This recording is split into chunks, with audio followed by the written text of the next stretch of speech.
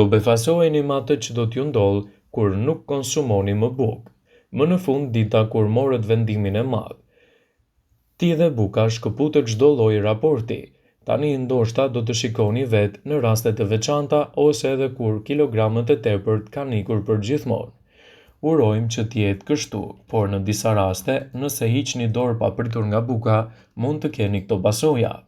Mund të keni më shumë neps. Karbohidratet e rafinuara shkaktojnë rritje dhe ulje të menjëhershme të nivelet të sheqerit, gjë që ju bën të keni nevojë për më shumë bukë. Do të bjerë niveli i energjisë. Duke qenë se nuk keni karbohidrate, do të jeni më të dobët. Do të keni luhati të theksuara të humorit.